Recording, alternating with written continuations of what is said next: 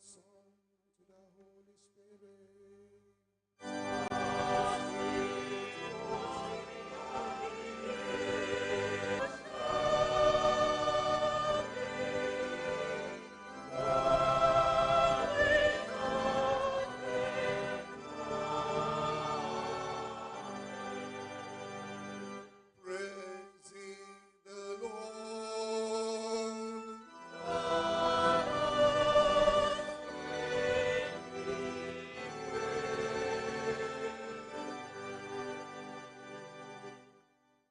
Start of this carol by singing, beginning with Ding Dong Merrily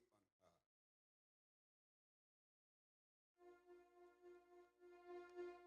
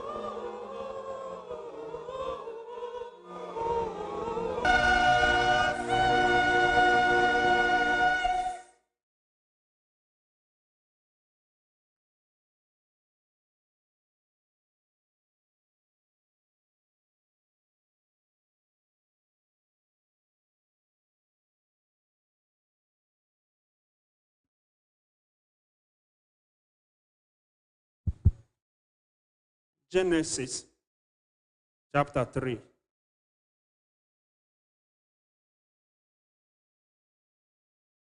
Genesis chapter 3, reading from verse 1. The fall. Now the serpent was more cunning than any beast of the field, which the Lord God had made. And he said to the woman, as God indeed said, you shall not eat of every tree of the garden.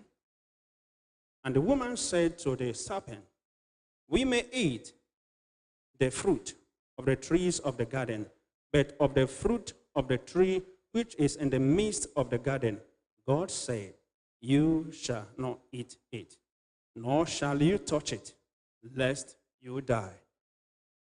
Then the serpent said to the woman, you will not surely die, for God knows that in the day you eat of it, your eyes will be opened, and you will be like God, knowing good and evil. So when the woman saw that the tree was good for food, that it was pleasant to the eyes, and a tree desirable to make one wise. She took of its fruit and ate. She also gave to her husband with her, and he ate. Then the eyes of both of them were opened, and they knew that they were naked. And they sewed fig leaves together and made themselves coverings. And they heard the sound of the Lord God walking in the garden in the cool of the day.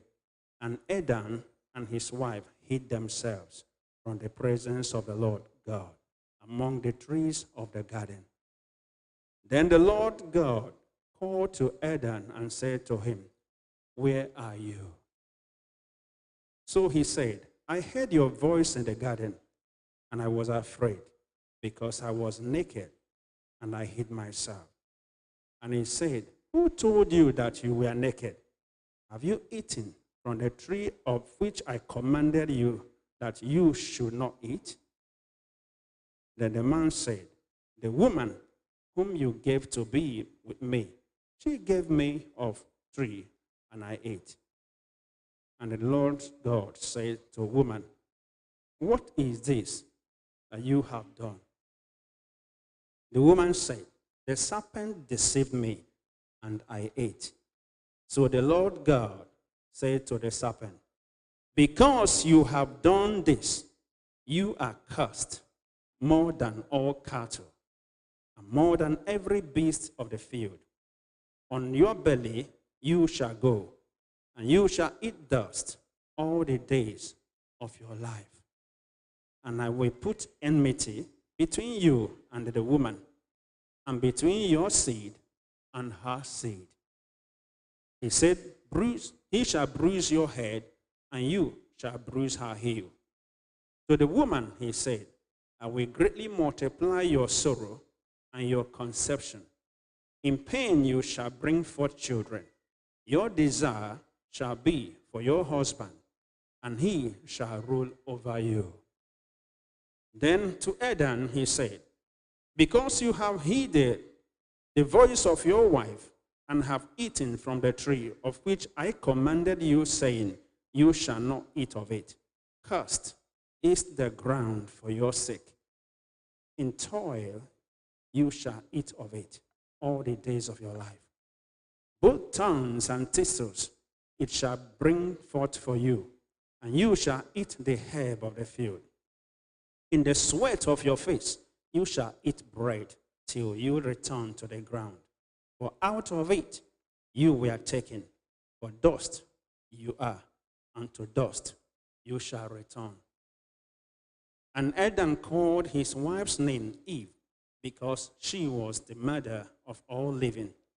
Also for Adam and his wife, the Lord God made tunics of skin and clothed them.